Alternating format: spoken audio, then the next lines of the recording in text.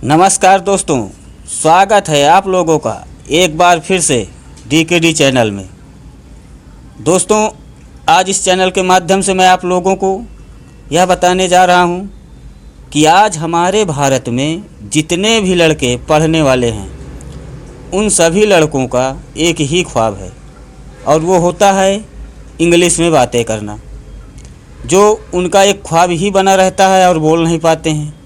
क्यों नहीं बोल पाते हैं? उसका सबसे बड़ा रीज़न है कि कोई भी चीज़ बोलने से, सुनने से और कहने से पहले उसको पहचान लेना बहुत ज़रूरी होता है। पहचान अगर आपको सही है तो आपको बोलने में कोई गड़बड़ी नहीं होगी, ना कोई हिचकिचाहट होगी। जैसे कि आप घर से सोना लेने जाते हैं और पहचान नहीं है सोने की, चांदी लेके चले आए तो घर पे भी चार बात, पैसे का भी नुकसान। दोस्तों, आज मैं आप लोगों को एक ऐसी ट्रिक बताने जा रहा हूं जिससे जब भी कोई व्यक्ति हिंदी में कोई भी शब्द बोलेगा आप तत्काल मालूम कर लेंगे कि ये अंग्रेजी के किस टेंस से है, जिससे आपको उसको अंग्रेजी में कन्वर्ट करने में बहुत ही आसानी मिलेगी। मगर अब आप लोग सोचते होंगे कि टेंस क्या है, तो भाई सबसे पहले आते हैं और जान लेते हैं टेंस। अंग्रेजी में टेंस क्या है, यही सबसे बड़ा महत्वपूर्ण है जो हर साल लड़के पढ़ते हैं टेंस, पर हर साल भूल जाते हैं। पर आज मैं आपको ऐसे ट्रिक से बताऊंगा कि कभी आप भूलेंगे नहीं। तो दोस्तों, चलते हैं टेंस की ओर। दोस्तों, सबसे पहले जान लेते हैं टेंस कितने प्रकार का होता है। तो दोस्तों, टेंस 3 प्रकार के होते हैं। टेंस कहते किसे हैं? टेंस मीन्स होता है काल। काल, अब काल कितने प्रकार का होता है? तो काल 3 प्रकार का होता है। वर्तमान काल, भूतकाल, भविष्य काल, ये हिंदी में होते हैं। और इंग्लिश में भी 3 ही काल होते हैं। उसे इंग्लिश में बोलते हैं present, past, future. Present tense को कहते हैं वर्तमान काल, पास्ट टेंस को कहते हैं भूतकाल और फ्यूचर टेंस को कहते हैं भविष्यकाल। दोस्तों, अगर न समझ में आए तो बार बार इसे रिपीट कर लीजिएगा।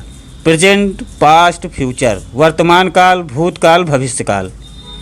इन तीनों को 4 भागों में बांटा गया है। प्रेजेंट टेंस को 4 भाग में बांटा गया है, पास्ट टेंस को भी 4 भागों में बांटा गया है और फ्यूचर टेंस को भी 4 भागों में ही बांटा गया है। अब वो 4 भाग कौन कौन से हैं? Indefinite tense, continuous tense, perfect tense, perfect continuous tense. अब दोस्तों, मैं आप लोगों को बताने जा रहा हूँ कि जैसे ही कोई व्यक्ति हिंदी में बोलेगा आपको तत्काल ये मालूम हो जाएगा कि अंग्रेजी के किस टेंस से है ये। जैसे कि प्रेजेंट टेंस की पहचान होती है, जब किसी वाक्य के अंत में ता है, ती है, ते है आदि शब्द आते हैं तो वो प्रेजेंट टेंस के होते हैं। जैसे राम स्कूल जाता है, ये प्रेजेंट टेंस हो गया। मैं खाना खाता हूँ, प्रेजेंट टेंस हो गया। और दूसरा है पास्ट टेंस। पास्ट टेंस की पहचान होती है भूतकाल से, मतलब कि जिस वाक्य के अंत में था है, थी है, थे है आदि शब्द आते हैं वो पास्ट टेंस कहे जाते हैं। जैसे कि एक देश में राजा रहता था, हमारे पिताजी थे, हमारे बाबा जी थे। जिस वाक्य के अंत में था, थी, थे आ जाए तो तत्काल समझ लीजिए कि यह पास्ट टेंस मतलब भूतकाल से है। और तीसरा है फ्यूचर टेंस। फ्यूचर टेंस की पहचान भविष्य से होती है। भविष्य मतलब जिस वाक्य के अंत में गा, गी, गे आदि शब्द आते हैं वो फ्यूचर टेंस कहे जाते हैं। जैसे मैं कल स्कूल जाऊंगा, जाऊंगा मतलब कि कल जाऊंगा। गा आ गया, गा आ गया है तो मतलब समझ लीजिए कि भविष्य काल का है। अब इससे आपको यह आसानी हो जाएगी कि ये किस टेंस की है। अब शायद आपको लोगों को यह परेशानी नहीं होगी कि जो वाक्य अभी बोला गया है वो किस टेंस का है, प्रेजेंट टेंस का है, पास्ट टेंस का है कि फ्यूचर टेंस का है।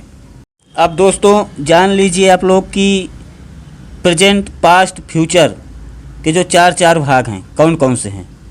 तो प्रेजेंट टेंस को 4 भागों में बांटा गया, indefinite tense, continuous tense, perfect tense, perfect continuous tense.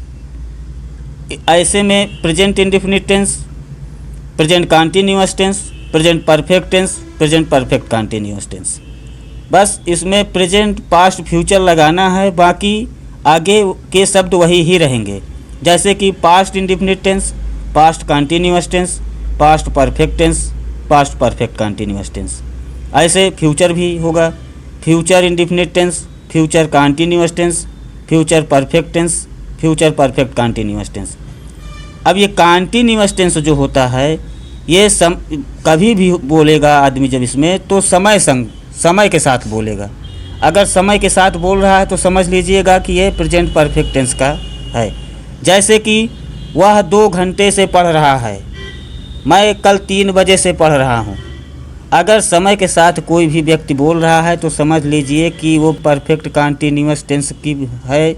और ये पहचान दोस्तों भूलना नहीं, ये आपको सारी ज़िंदगी हमेशा काम देता रहेगा और हर वर्ष अध्यापक जो पढ़ाते हैं उससे आपको छुटकारा मिल जाएगा।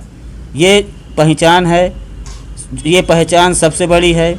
और अगले वीडियो में मैं इन सब की अनुवाद करने की सरल तरीके में आपको व्याख्या करूंगा और सहायक क्रिया के उदाहरण भी बताऊंगा, जिससे आप लोगों को बहुत आसानी से हिंदी का अंग्रेजी में अनुवाद कर सकेंगे।